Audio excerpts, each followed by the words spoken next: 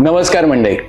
MEA म्हणजे फक्त association नाही, तर मराठा उद्योजकांसाठी हक्काचं आणि भक्कम व्यासपीठ. यावर्षी MEAने एक असा एक्स्पो आयोजित केलाय जो प्रत्येक मराठा उद्योजकाला जागतिक स्तरावर ओळख निर्माण करून देईल. अर्थातच MEA इंटरनॅशनल बिझनेस एक्स्पो 2026. आणि या जागतिक प्रवासाचे अभिमानास्पद भाग म्हणजे आज आपल्यासोबत उपस्थित आहेत कथा रिट्रीटचे founder miss Sonali Yadav ma'am. नमस्कार मॅम. नमस्ते. तर कथा रिट्रीट नक्की काय आहे? कथा रिट्रीट्स ही एक विला मॅनेजमेंट कंपनी आहे, जिथे आम्ही विला ओनर्सचे जे सेकंड होम्स ज्याला आपण म्हणू ते घेऊन त्याचं मार्केटिंग, त्याचं मार्केट प्लेसमेंट, त्यानंतर guest management and the villa management, everything is taken care by Katha retreats. Great. तर याची सुरुवात कशी झाली? कथा रिट्रीटची सुरुवात असं म्हटलं तर माझ्या घरापासूनच झाली. जसं की सगळ्यांना हवं असतं की माझं स्वतःचं राहतं घर झाल्यानंतर एक सेकंड होम हवं, म्हणून खूप सारे लोक एक ड्रीम हाऊस बनवतात. तसंच माझ्या वडिलांनीही पुण्याजवळ एक ड्रीम हाऊस बनवलेलं आणि स्टार्टिंगच्या काही दिवसात आम्ही तिथे खूप फ्रिक्वेंटली जायचो, लाईक एव्हरी वीकेंड आणि with family friends. But with time ती जरा फ्रिक्वेन्सी कमी होत गेली आणि मग नंतर कंटाळा आला की सारखंच काय तिथे जायचं. बट इव्हेंच्युअली वी रिअलाइज की जरी आम्ही तिथे जात नसलो तरी तिथला खर्च मात्र फिक्स्ड आहे. म्हणजे तिथला मॅनेजमेंट असेल, staff, salaries, then bills, everything we have to pay. So आमचं कंटिन्युअस एक्सपेन्सेस तर सुरू होते, बट रेव्हेन्यू वॉज झिरो, कारण की आम्ही ती बेसिकली पर्सनल यूज साठीच घेतली होती. मग एक दिवशी सहज तिथेच राहताना आमच्या डोक्यात विचार आला की वर्षातले फक्त आपण 20-30 दिवस इथे असतो, तर बाकी वेळ आपण हे कमर्शियल यूज साठी का नाही ओपन करायची. सो फ्रॉम दॅट अँगल आम्ही ते आमची प्रॉपर्टी एक ऑनलाईन प्लॅटफॉर्मवर रजिस्टर केली आणि वी स्टार्टेड होस्टिंग गेस्ट्स. आणि सुरुवातीला खूप छान रिस्पॉन्स आला. सो विदाउट एनी इन्व्हेस्टमेंट आम्ही आहे त्या स्टेजमधनं सुरू केलं, without spending much on the improvements, कारण की ऑलरेडी ती प्रॉपर्टी वेल मॅनेज्ड होती. सो आहे त्याच सिच्युएशन मधून सुरू करून आम्ही मार्केटमध्ये प्लेस केली आणि आम्हाला खूप छान रिस्पॉन्स आल्यामुळे वी स्टार्टेड अपग्रेडिंग इट. सुरुवातीला जसं तुम्ही मगाशी म्हणलात की नंतर छान रिस्पॉन्स यायला लागला, पण जसं तुम्ही पहिल्यांदाच ती प्रॉपर्टी हे केली, सर्वांसोबत आणली सर्वांसमोर, तर तेव्हा काही चॅलेंजेस आले असे? खूप सारे. कारण की हे फील्ड माझ्यासाठी नवीन होतं आणि त्यामुळे की गेस्ट मॅनेजमेंट कसं करायचं किंवा योग्य क्राऊड आपल्या विलामध्ये कसं आणायचं, एक्झॅक्ट प्राइसिंग काय ठेवायची आणि त्यांना काय काय सर्व्हिसेस अपेक्षित असतात, हे मला स्टार्टिंगला काहीच आयडिया नव्हती. पण खूप सारे ग्रुप्स होस्ट केल्यानंतर त्यातला एक अनुभव आल्यानंतर मग आता आम्ही कॉन्फिडेंटली लोकांना होस्ट करतो आणि आता आम्ही ऑलमोस्ट 10,000+ लोकांना आमच्या प्रॉपर्टीज मध्ये होस्ट केलं आहे आणि they are all happy with our service. So म्हणूनच एक कॉन्फिडन्स आला की आपण ह्याच डायरेक्शन मध्ये अजून ग्रो करू शकतो. ओके. येस.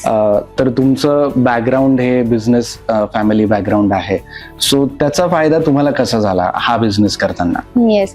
सो माझे dad already he is a businessman. ते शारदा अलायन्स, ही रिप्रेझेंट शारदा अलायन्स आणि त्यामुळे मी त्यांच्यासोबत खूप वर्ष काम केलं. त्यामुळे बेसिक रिअल इस्टेटचं सगळं इन्फॉर्मेशन होतंच मला. बट पुढे जाऊन how to operate a business आणि त्याही पुढे जाऊन building trust is something which is very important nowadays. हे सगळं काही मला त्यांच्याकडूनच शिकायला मिळालं.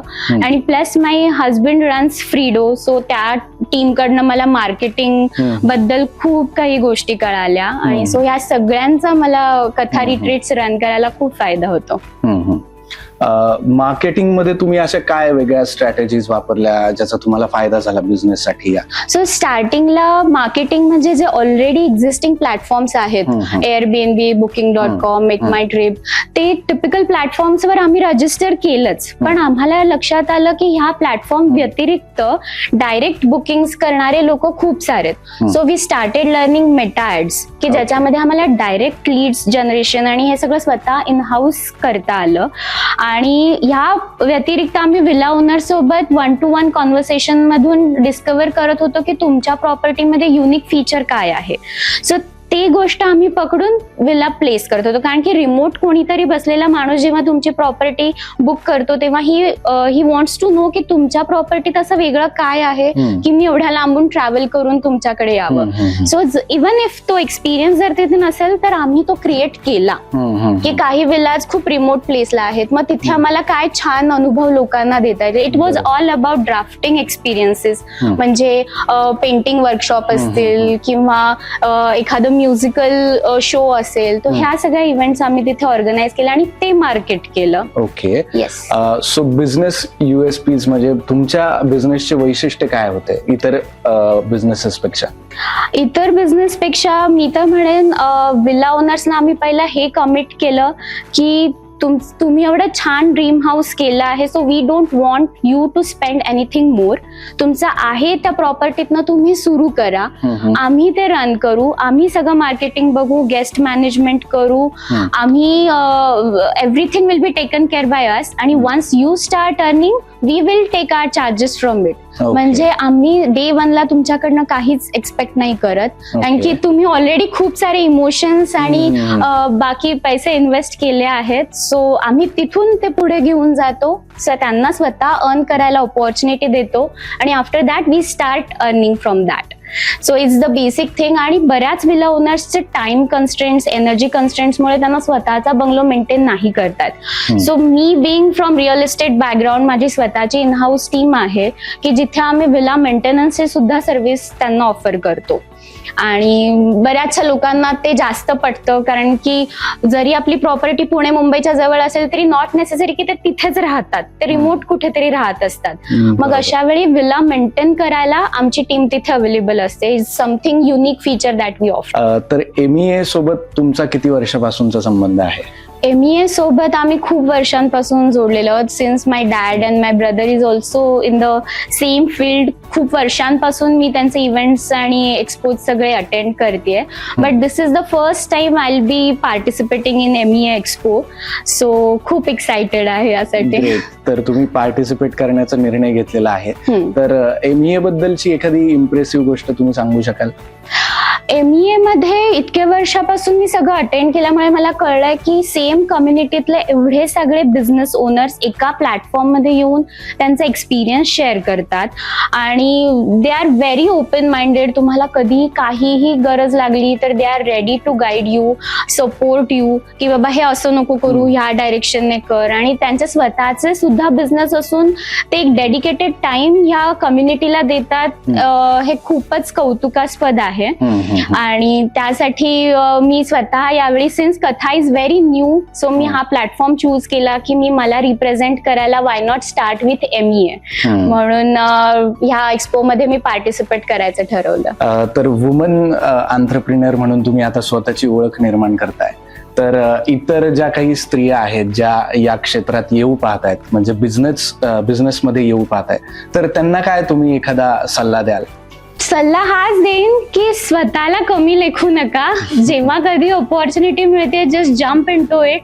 आणि खूप लोक आहेत सपोर्ट करायला, MEA सारखे प्लॅटफॉर्म्स आहेत. सो या, just do what you feel like doing. तर MEA international business expo through तुम्ही इतर उद्योजकांना काय आवाहन कराल? इतर उद्योजकांना मी हेच सांगेन की हा जो MEAचा इंटरनॅशनल बिझनेस एक्सपो आहे, इथे खूप सारे बिझनेस ओनर सोबत तुम्हाला इंटरॅक्ट करता येईल, स्वतःसाठी एक ग्रोथ पाथ डिसाईड करता येईल. सो त्यासाठीच मीही पार्टिसिपेट केलं आहे. माझं स्टॉल नंबर आहे D75 आणि मला अशीच अपेक्षा आहे की your second home should earn for you. So you definitely visit. Thank you.